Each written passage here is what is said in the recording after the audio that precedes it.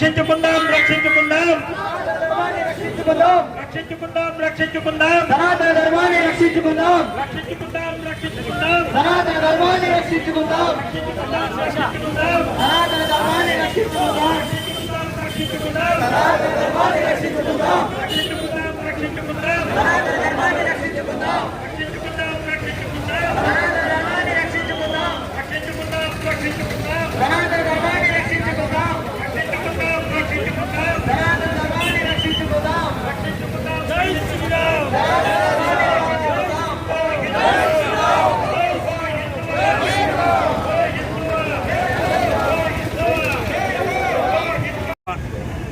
గత 5 సంవత్సరాలలో హిందూ దేవదేవుళ్ళ మీద జరిగిన దాడిని మేము ఖండిస్తున్నాం.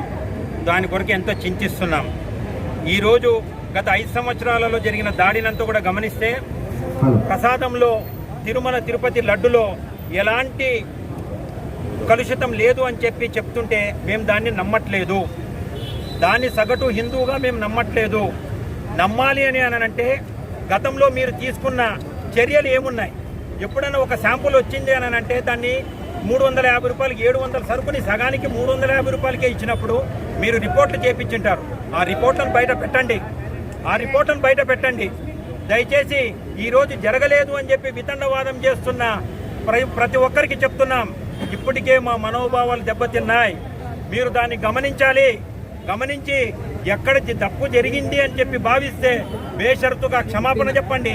జరగలేదు అని అంటే ప్రూవ్ చేయండి జరగలేదు అని ఒక విషయాన్ని. అంతే తప్ప మీరు దయచేసి అని చెప్పి మేము మనవి చేస్తున్నాం.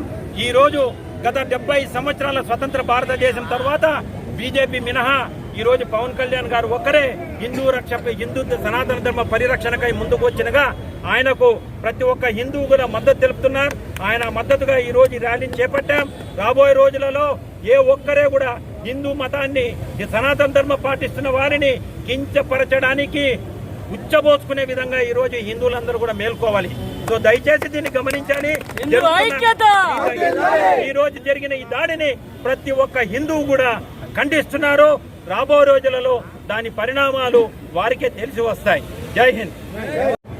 350 రూపాయల నెయ్యి, ఆ 750 రూపాయల నెయ్యిని 350 రూపాయలకు ఇవ్వగలము అని చెప్పి అన్నప్పుడు ఒక రోజుకు 50 లక్షల రూపాయల నష్టం వస్తుంది. ఆ ఏఆర్ డైరీ అనే వాళ్లకు సంవత్సరం పొడుగుతో వచ్చిన లాభం 90 లక్షలు. కావాలంటే మీరు వెళ్ళి వెబ్సైట్ చూసుకోండి. సంవత్సరం మొత్తం వాళ్ళు చేస్తే 90 లక్షలు వాళ్ళకు వచ్చిన లాభము. అలాంటిది ప్రతిరోజు 50 లక్షల రూపాయలు వాళ్ళు తక్కువ చేసి నష్టపడుతున్నారు అని అంటే నమ్ముతామా మనము? రిపోర్ట్ని పక్కన పెట్టు, కనీసం ఈ విఘ్నత ఉండదా? ఇంకొక విషయం, మీరు కలుషితం జరగలేదు అని చెప్పేసి ఈరోజు ప్రభుత్వం చెప్తున్న దాన్ని మేము నమ్ముతున్నాం. టీటీడీ ఈఓ గారు చెప్పారు, రిపోర్టు చూపించి వాళ్ళు చెప్తున్నారు. మీరు కూడా అదే విధంగా గతంలో వచ్చిన ట్యాంకర్ రిపోర్టు తీసి చూపించి జరగలేదు అని చెప్పి చూపించండి, అప్పుడు నమ్ముతాం. అప్పటిదాకా ఎక్కడ తప్పు జరిగిందో చూసుకోండి. మీరు తప్పు చేశారు, ఈ తప్పును మీరు కావాల్సిగానే చేశారు అని చెప్పేసి మేము నమ్ముతున్నాం. మీరు ఎక్కడ జరిగిందో చెప్తే ఆ రోజు దాని మీద హిందువులందరూ కూడా కాస్త శాంతించే అవకాశం ఉంది. సో దయచేసి ఎదురుదాడి దిగక ఏదో మళ్ళీ మేమందరం కూడా తిరుపతికి వస్తున్నాము అని అంటే దానికి కాకుండా సో దయచేసి మీరు ఈ నిజాన్ని గమనించాలని చెప్పేసి కోరుకుంటున్నాను.